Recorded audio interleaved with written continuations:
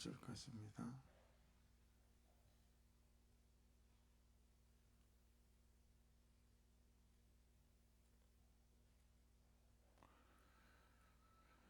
이에 압살롬이 정탐을 이스라엘 모든 지파 가운데 두루 보내 이르기를 너희는 나팔 소리를 듣거든 곧 말하기를 압살롬이 헤브론에서 왕이 되었다 하라 하니라.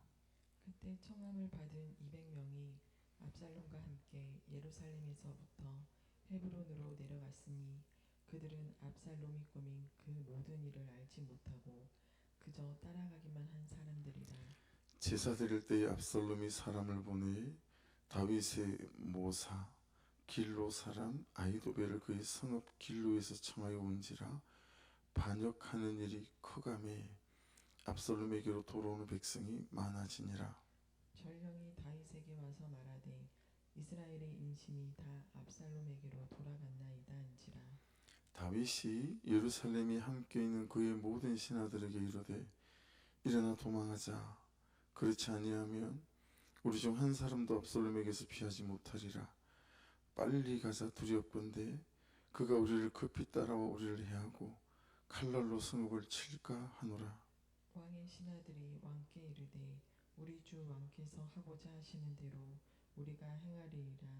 보소서 당신의 종들이니이다 하더라. 왕이 나갈 때에 그의 가족을 다 따르게 하고 후궁 10명을 왕이 남겨두어 왕궁을 지키게 하니라. 왕이 나가매 모든 백성이 다 따라서 벳메르하게 이르러 멈추어서니 같이 읽습니다. 그의 모든 신하들이 그의 곁으로 지나가고 모든 그렛 사람과 모든 블렛 사람과 및 왕을 따라 가드에서 온 모든 가드 사람 600명이 왕 앞으로 행진하니라. 아멘.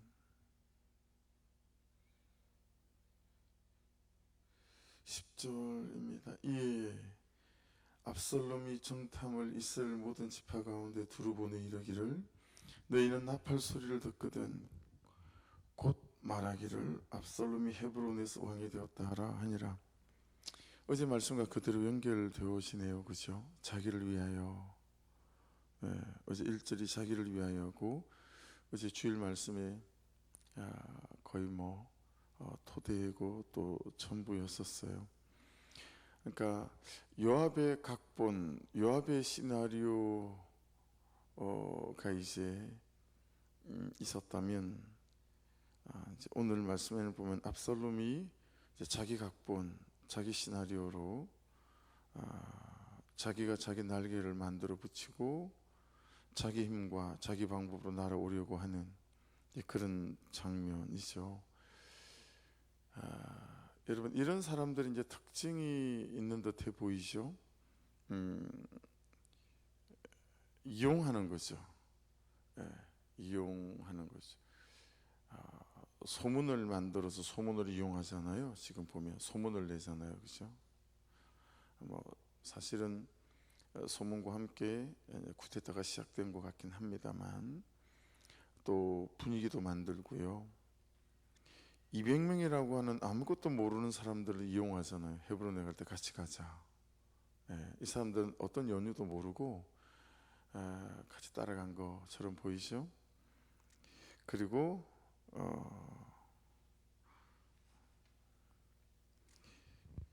여러분 12절 보십시오.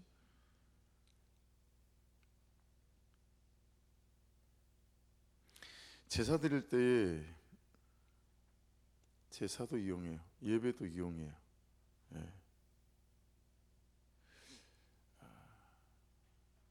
우리가 예배를 이용한다라고 했을 때 우리가 그러지는 않죠. 근데 여러분 조금 더 세밀하게 생각해 보시면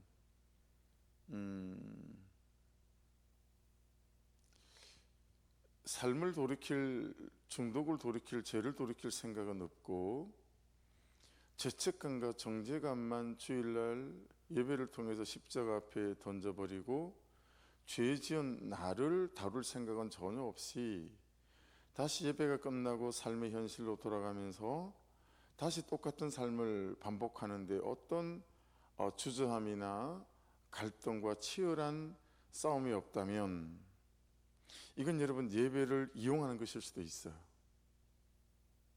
그렇지 않을까요?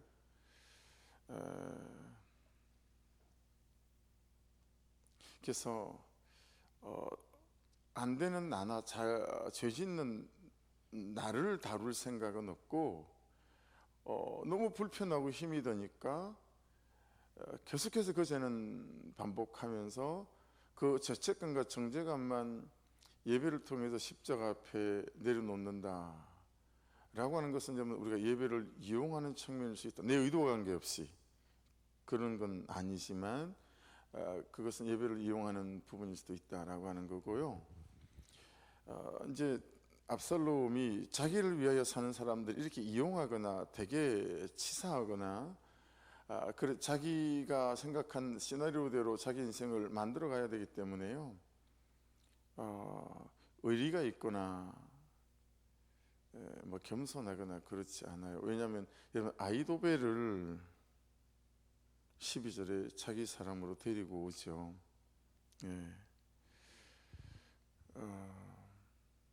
아이도벨은 여러분에게 여러 번 소개했던 것처럼 다윗의 모든 군사적 전략을 총괄했던 그런 유비에게 제갈국명 같은 사람이었단 말이에요. 그리고 얼마나 그 전략들이 탁월했는지 이스라엘 백성들 전체가 아이도벨의 지혜는 전략은 하나님께서 허락해 주시는 것이다 라고 이스라엘 백성들이 칭송을 했어요. 그만큼 빈틈이 없고 치밀했고 그래서 백전백승을 했어요. 근데 아이도벨이 누구였죠? 밧세바의 할아버지였어요. 그리고 다윗이 의도적으로 죽인 우리아는 누구겠어요? 손녀 사위죠. 다윗의 군사였기 때문에 군사 전략을 총괄하는 사람이었기 때문에요. 훤히 다 알고 있는 거죠. 그래서 다윗의 그런 죄된 모습을 보고 아이도벨이 실망하고 낙심하고 분노하고 그런 아버지 다윗의 약점을 이용을 해서요 아이도벨을 압살롬이 자기 사람으로 삼아요. 다른 사람의 약점 이용하죠. 그런 것들을 보면서 자기를 위하여 살아가는 사람들의 삶이 어떠한지 여러분 세상에서는 이게 어떻게 통하죠? 세상에서는 잘 사는 삶으로 잘 사는 사람으로 통하지 않나요? 야 되게 그 사람 탁월해 뭐 이런 식으로 말하지 않나요? 여러분 성경에 그런 사람을 대표하는 상징적인 사람이 한 사람 있죠. 누구죠? 야곱이에요. 야곱. 그렇죠? 야곱은 70년 가까이 그 긴 시간을 정말 기다리고 치밀하게 해서 70살 어간의 형 에서의 장자권을 자기가 뺐죠. 그렇죠? 그리고 삼촌 라반의 집으로 도망가죠. 여러분 삼촌 라반이 야곱보다 더 사기꾼이었어요. 임금을 주지 않는 거예요. 하도 안 되니까 야곱이 뭐라고 말하냐면 아롱진거 줘 주십시오. 여러분 아롱진거 달라는 거는 안 받겠다 이런 뜻이에요. 사실은. 왜냐면 양 중에 여러분 아롱진거 본 적이 있으세요? 양 중에 얼룩달룩한 양은 없어요. 그러니까 그 말은 안 받겠다라는 뜻하고 똑같거든요. 이제 내 방법으로 내가 뭐 이런 거거든요. 그래서 여러분 뭐 신풍나무 요즘 같으면 그게 플라탄스 나무 이런 거거든요. 아몬드 나무 그런 껍질을 벗겨가지고 양들이 물을 먹을 때 얕은 시냇가 앞에 물을 먹을 수 있는 또 이런 뭐 구유 같은 걸 만들어 놓고요. 그 껍질 벗겨가지고 흠을 내가지고 얼룩달룩한 그걸 이제 양들을 보게 하면서 양들이 교미할 때에 이거 이제 볼 수 있도록 그리고 얼룩달룩한 것들이 나왔는데 양은 주로 봄에 출산하거나 가을에 출산을 하거든요. 그게 출산을 하는데 그게 내용도 보면 봄에 출산한 것들은 약해요. 그 가을에 출산한 것은 튼실하고 그 가을에 출산한 튼실한 것들만 야곱이 자기 양으로 삼잖아요. 그러니까 야곱도 여러분 그렇게 이용하는 데 있어서는 뭐 아주 탁월했던 상징적인 인물이지요. 그런데 그가 다시 고향 땅으로 돌아갈 때 여러분 야복 강가 앞에서 형 에서가 수많은 군사를 끌고 나온다는 얘기를 듣고, 야 그때 일을 한 20년이 지난 거거든요. 북살리고 나오나 보다. 그러면서 여러분 그렇게 애끓게 14년이 더 되는 시간으로 아내를 삼았던 라헬으로 비롯해서 아내들과 자식들도 다 떠나보내고, 에서 형 앞으로. 그리고 거기 쉬어보면요, 뭐 양 200마리, 뭐 해와 다 치어보면 550마리 정도 되거든요. 그 550마리 정도 되는 것들을 이제 떼를 나누어서 형 앞으로 가게 만들고, 성경은 뭐라고 표현하고 있어요? 그게 창세기 32장이거든요. 그 32장 24절에 보면 야곱이 홀로 남았더니 그래요. 다 떠나보내고 홀로 남고 야복 강가에서 기도하잖아요. 씨름하잖아요. 예. 그러면서 야곱의 이름도 이스라엘로 바뀌고, 그래서 이제 죽을지도 모르겠다 그는 고난 당하는 삶이 왔을 때, 그때 이제 야곱이 인생이 뒤집어지죠. 여러분 이거예요. 압살롬이요, 인생이 바뀔 수 있는 기회들이 있었어요. 거술 땅으로 도망갔을 때 그 2년간 그가 만일에 거술 땅을 야복 강가로 삼았더라면, 자 요압에 의해서 또 사람의 지혜로 예루살렘에 왔어요. 여전히 회개하지 않은 압살롬이었죠. 그럼 여러분 아버지가 자기를 밥상머리에까지 초대하지 않을 때 그 예루살렘 다윗궁으로 돌아왔을 때도 그 길을 야복강가로 만들 수 있었죠. 근데 압살롬은 그러지 않습니다. 그래서 여러분 오늘 이 압살롬의 삶을 보면서 제가 이게 큐티 제목이 나왔어요. 그건 뭐냐면 여러분 잘 산다 이렇게 표현하잖아요. 그 사람 되게 잘 살아. 그죠? 근데 그 의미가 좀 바뀌어야 되겠긴 하겠는데, 여러분 잘 사는 사람 삶보다 훨씬 더 좋은 삶은 어떤 거냐면 잘 당하는 삶이에요. 구속사에서. 그게 구속사에서 또 올 새벽에는 또 깨달아지더라고요. 잘 사는 삶보다 훨씬 좋은 삶은 잘 당하는 삶이에요. 여러분 잘 당하셔야 해요. 고난이 올 때 있잖아요. 자꾸 사람의 방법으로 헤쳐나가려고 하지 마시고 잘 당하셔야 합니다. 왜냐하면 그 사건조차도 하나님 밖에 있는 사건들이 아니고요, 그 사건을 통해서 하나님은 우리를 양육하세요. 양육하세요. 그래서 성경에 그 말이 정확하게 있죠. 사람의 매. 그 사람의 매를 통해서 하나님이 어떻게 하시는 거예요? 하나님이 계획이 있는 그 사람, 그 가정을 양육하시는 거예요. 그래서 잘 사는 삶보다 훨씬 좋은 삶은 잘 당하는 삶입니다. 근데 압살롬은 잘 당하지 않아요. 그 사건들이 오고 미워하는 삶이 되고 그럴 때 그걸 하나님 앞으로 가져가서 하나님 어떡한데요? 기도하지 않죠. 그렇게 하나님 앞에 나아갈 때 어떻게 돼요? 자기 죄가 보이는 거니까요.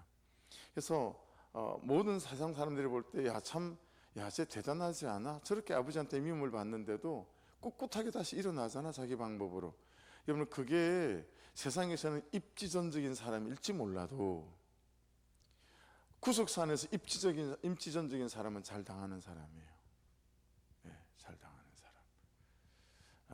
여러분 그래서 사건과 사고는 하나님께서 나를 누구로부터 미움받으시잖아요. 나를 양육하시는 시간이에요. 내 실력이 제대로 평가받지 못하잖아요. 하나님께서 나를 양육하는 시간이에요. 그래서 잘 당하는 삶이 참 좋은 삶이다 라고 하는 것들을 깨닫게 되었어요. 11절 12절 보세요. 그때 청함을 받은 200명이 압살롬과 함께 예루살렘에서 헤브론으로 내려갔으니 그들은 압살롬이 꾸민 그 모든 일을 알지 못하고 그저 따라가기만 한 사람들이라.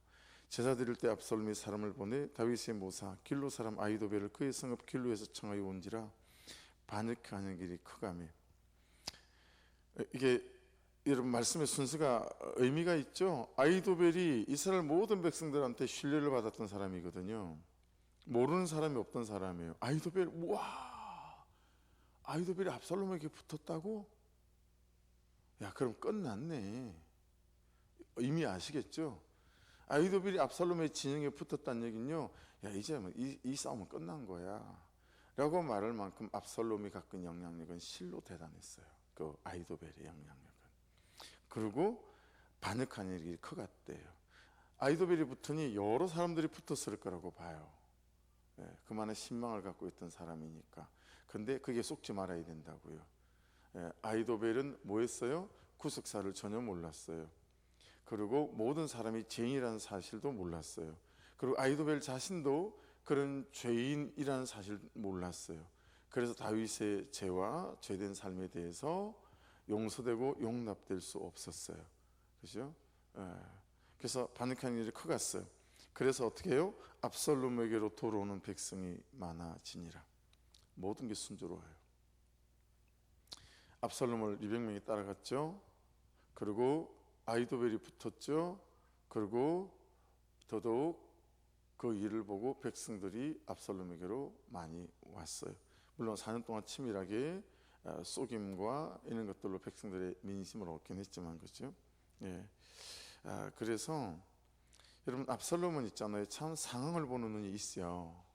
어떻게 하면 되겠다. 어떻게 하면 백성의 민심을 가져올 수 있겠다. 4년 동안 열심히 했잖아요. 이 사람은 계획이 있는 사람이고요. 엄청 준비하는 사람이고요. 아주 치밀한 사람이에요. 그렇죠? 사람을 보는 눈도 있죠. 아주 전략적이에요. 아히도벨, 이 사람이 나한테 붙으면, 여러분 가만 보니 아버지 사건을 알고, 그리고 그 바세바의 할아버지가 아히도벨이라는 걸 알고 틈이 생긴 걸 보잖아요. 사단이 참 틈을 잘 보잖아요. 여러분, 사단은 딱 틈이 보이면 랜딩 기어를 내리거든요. 기회를 보는 눈도 있죠. 정말 우리가 부러워하는 것들 아닙니까? 사람도 볼 줄 알죠. 기회도 볼 줄 알죠. 타이밍도 잘 보죠. 정말 우리가 부러워하는 것들을 압살롬은 다 가진 듯해 보여요. 근데 압살롬에게 없는 게 있어요. 하나님의 뜻을 헤아리는 마음, 하나님의 때를 기다릴 줄 아는 마음. 그렇죠? 하나님의 계획도 볼 줄 모르고요. 하나님을 듣는 귀가 없고, 그리고 하나님을 보는 눈도 없고, 무엇보다 자기 자신의 죄를 보는 눈이 없어요. 그것이 여러분, 이 탁월해 보이는 사람이 그냥 나무에 메롱대롱 매달려서 창으로 배가 찔려서 죽는 사람이 되는 거예요. 그래서 여러분, 세상이 말하는 그 탁월함, 그게 현혹되거나 속지 마십시오.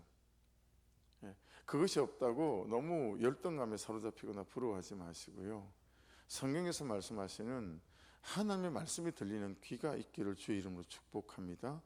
그리고 하나님을 보는 눈이 있고, 하나님의 계획과 타이밍을 보는 눈이 있고요. 무엇보다 말씀 안에서 내 죄를 보는 눈이 있어야, 여러분, 오늘보다 내일이, 그리고 내일보다 모레가 우리의 삶은 더 아름다워져 갈 것입니다. 13절입니다. 전령이 다윗에게 와서 말하되 이스라엘의 인심이 다 압살롬에게로 돌아갔나이다 한지라. 이스라엘 인심이 지금 정치하는 사람이잖아요. 정치하는 사람들이 여러분 아주 대슬로건, 대명제가 뭐예요? 민심이 천심이다, 이거예요. 그렇죠? 그래서 여러분 뭐 요번에 근데 보니까 뭐 여론조사하고 막 투표하고는 또 잘 안 맞더만요. 그게 막 수십억을 들여서 뭐 여론조사를 해도 그게 잘 뭐 꽃이라고 하는 여론조사에서는 뭐 그래서 서울시장 다 뭐 누가 되고 다 뭐 그죠? 뭐 그랬는데 하수석이 뭐 부산의 국회의원이 되고 다 그랬는데 뭐 전부 다 안 됐어요. 근데 정치하는 사람들은 민심이 너무 중요하죠. 그래서 민심이 천심이다. 백성들, 국민들의 마음이 하늘의 뜻이다. 뭐 이거 아니에요, 그렇죠? 그래서 이게 얼마나 영향을 받는지 모르는 거예요. 그러니까 뭐 여기에 걸려 있죠. 인정 중독이나 평판 중독이나, 그렇죠? 여러분, 다윗이 이 비슷한 장면을 경험한 적이 있어요. 사무엘상에 나와요. 29장 5절에 블레셋과 전쟁을 이기고 돌아오는데 예루살렘에 이 개선 행렬을 맞이하면서 예루살렘 여성들이 사울 왕은 천천히요 다윗은 만만히요. 그래서 여러분, 이 다윗은 민심이 얼마나 무섭다는 걸 알고 있어요. 그 예루살렘 여인의 그 한 말에 사울 왕이 완전히 그냥 그죠?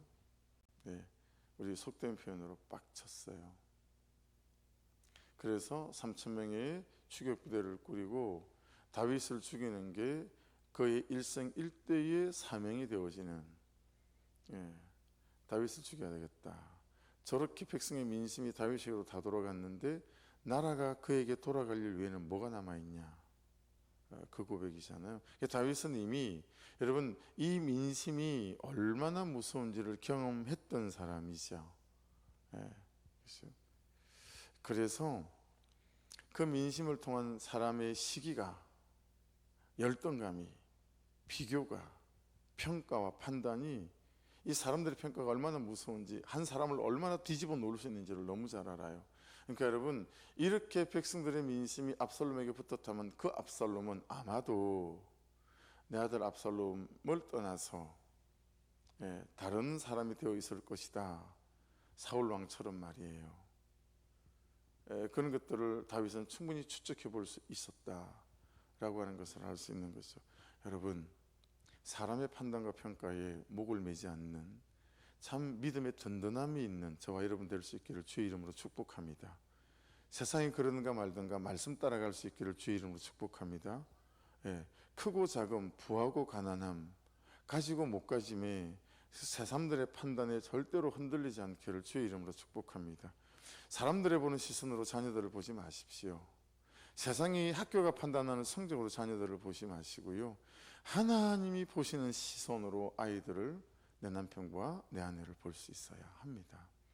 그래야 여러분 우리에게 기대가 있고요, 그리고 하나님께서 내게 맡기신 사람이라고 하는 14절 보십시오. 다윗이 예루살렘에 함께 있는 그의 모든 신하들에게 이르되 일어나 도망하자. 그렇지 아니하면 우리 중 한 사람도 압살롬에게 피하지 못하리라. 앞에 해석되니 다윗이 어떤 마음에 있는지 해석도 좀 되죠. 빨리 가자 두렵건대 일어나 도망하자. 그 다음에 빨리 가자 두렵건대 그가 우리를 급히 따라와 우리를 향하고 칼날로 성읍을 칠까 하노라.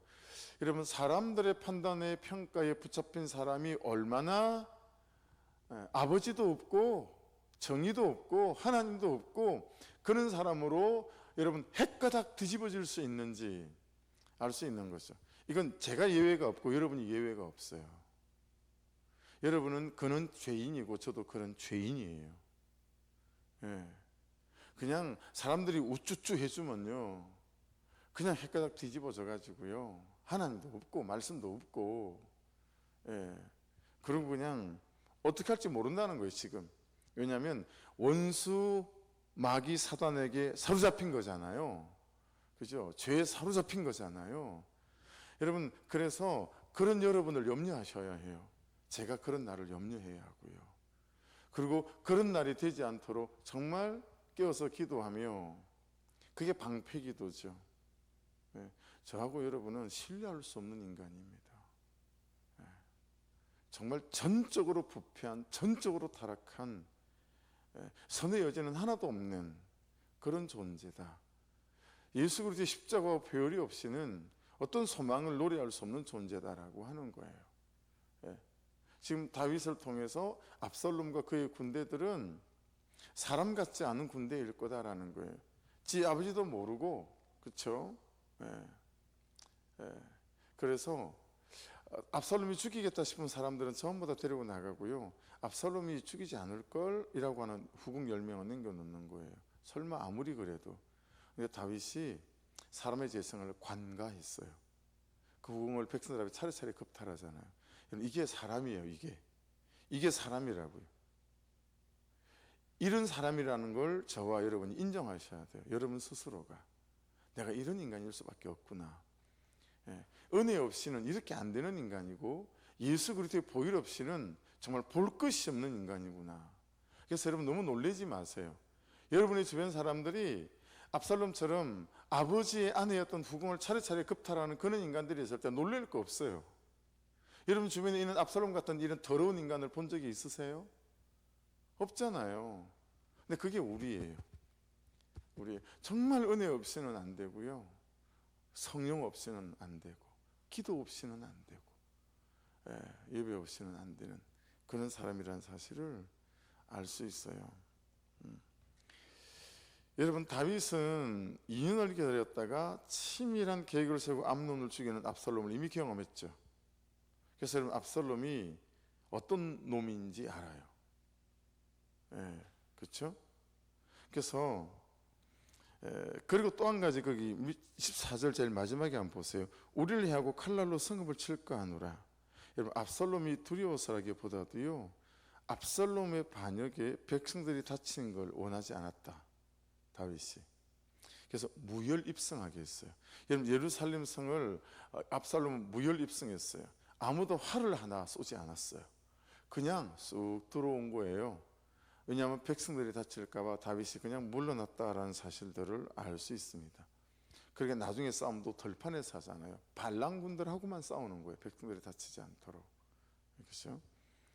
무엇보다도 여러분, 다윗은 이 아들 압살롬의 반역 사건을 어떻게 하는 거예요? 구속사의 통에다 넣고 이것 또한 하나님의 손안에 있는 하나님이 허락하신 사건으로 보는 거예요. 그래서 잘 당하는 거예요. 야, 빨리 도망가자. 빨리 가자. 이해되셨죠? 이것조차 하나님의 사건으로 보고요. 그렇죠? 그리고 잘 당하는 거예요. 여러분, 잘 사는 삶보다 더 좋은 삶은 잘 당하는 삶이에요. 이 잘 당하는 삶에 우리가 실패하는 거거든요. 우리는 돈이 많고 성공해서 잘 사는 사람만 되기 원하잖아요. 근데 하나님은 잘 당하는 삶을 지금 말씀하고 계시는 거예요. 너 잘 당해야 된다. 잘 양육받아라. 가정에 이런 사건들이 있을 때 잘 당해라. 그리고 잘 양육받아라. 그 시간을 통해서 너희 죄를 보고 어떻게 살고 있는지를 봐라. 이런 거죠. 나는 이런 사건과 사고들을 나를 향하신, 우리 가정을 향하신 하나님의 양육임을 믿음으로 받는가? 무엇을 통해 그것을 알 수 있냐면, 여러분, 압살롬을 절대 죽이지 말라고 그러잖아요, 다윗이. 압살롬이 무서워서 피한 게 아니라고요. 이해되셨죠? 무서워서 피한 게 아니라 빨리 일어나 도망가자, 그게 아니라 압살롬이 이 사건을 구속사의 사건으로 잘 당해낸 거예요. 그러니까 이때 다윗은 왕이 아니라 아버지였던 거고 하나님의 백성이었던 거죠. 자기 죄를 보는 아버지, 자기 죄가 인정되는 아버지. 아버지가 대단히 무슨 죄가 있어서라기보다도 아버지를 통하여 하나님이 하실 일이 있어서 하나님의 농로 위에 얹어서 하나님의 사람을 만들어 가시는 특별한 양육의 때, 그게 여러분 우리 가정에 사건이 찾아올 때예요. 내 인생에 사고가 찾아올 때예요. 그래서 어쩌면 하나님의 인큐베이터 안에 있는 시간과 인생의 때일 수 있다. 내 가정에 닥쳐온 어떤 사건들은 하나님이 특별히 주목해서 보시는 하나님의 농로 위에 하나님의 손이 만들어 가시는 과정일 수 있다 라고 하는 것이니, 여러분, 사건이 생길 때 어떻게 대처해야 하는지 아시겠죠? 죄를 따지고 나무라고 원인을 규명하고 해결하려고 하는 시도를 하지 말고, 하나님이 왜 이 사건을 허락하셨는지 해석하고, 그렇게 하나님의 말씀으로 격려하고 격려받고 가르치고, 이런 거죠. 이건 하나님의 격려 안에서 가르치는 것과 해결하기 위해서 분노하면서 네가 이걸 잘못한 거야 라고 하는 것은 여러분도 알고 죄 지은 사람도 너무 잘 알죠. 15절 보십시오. 왕의 신하들이 왕께 이르되 우리 주 왕께서 하고자 하시는데 우리에게 행하리이다. 보스상들이 당신의 종들이니다 하더라. 저는 오늘 이제 15절 말씀이 좀 걸려가지고 제가 오늘 선택해야 될 부분하고, 왕의 신하들이 왕께 이르되 우리 주 왕께서 하고자 하시는 대로 우리가 행하리이다. 보스 당신의 종들이다 하더라. 여러분, 18절 말씀도 보세요. 그의 모든 신하들이 그의 곁으로 지나가고 모든 그렛 사람과 모든 블렛 사람과 왕을 따라 가드에서 온 모든 가드 사람 600명이 왕 앞으로 행진하니, 좀 보여드릴 사람이 안 보이는 것 같지 않아요? 요압이 안 보이죠? 그러면 그렇게 압살롬을 거술 땅에서 데려오려고 애를 쓰고 압살롬의 정치적인 회복을 도왔던 요압은 안 보여. 그리고 신하들만 보여요. 그렇죠? 여러분, 이때 요압은 그러지 않았을까요? 싸워야 됩니다. 요압이 안 보이니까 신하들 중에 그런 사람들 없었을까요? 맞서 싸워야 됩니다. 그런 사람이 한 사람도 없었을까요? 저는 있었을 거라고 봐요. 도망을 가다니요.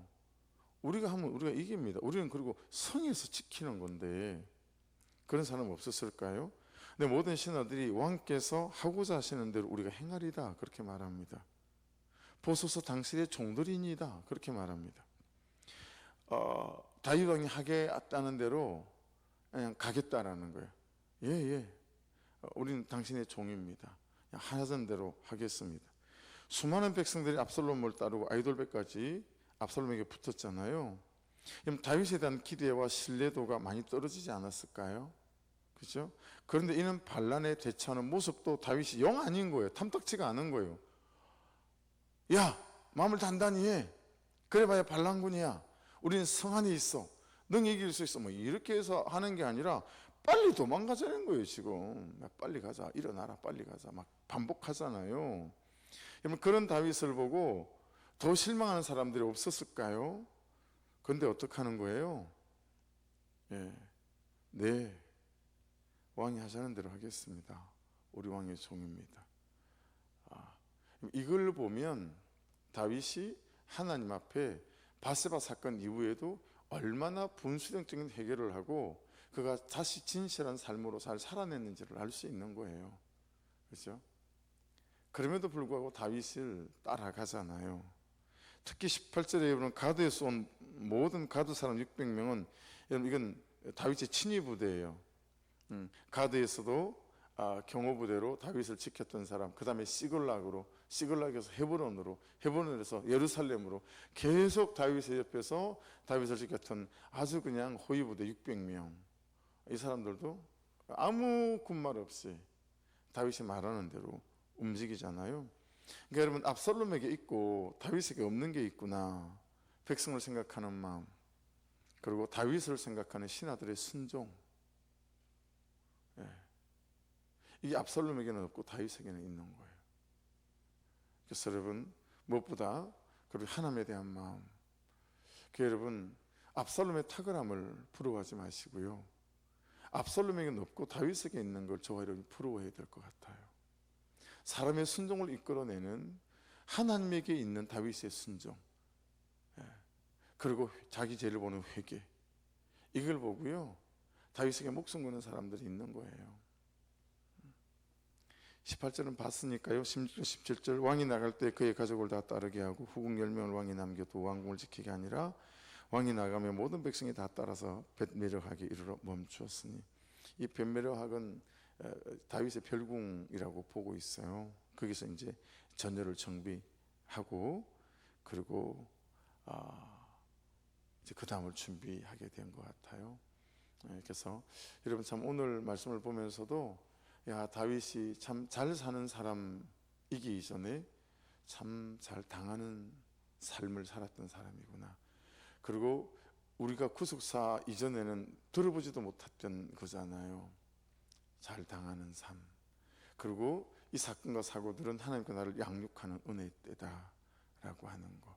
아무쪼록 돈이 없을 때, 직장이 안 될 때, 병이 날 때, 이런저런 사고가 있을 때, 여러분 그때에 세상 사람들이 하는 방식으로 대처하지 마시고요, 오늘 본문의 다윗처럼 잘 당하시는, 그래서 그때가 하나님이 양육하시는 은혜 때가 되어지셔서 오히려 그 다음이 아름다운 삶으로 도모되어지는 그런 은혜 때가 될 수 있기를 주의 이름으로 축복합니다. 기도하겠습니다. 주의 한번 부르고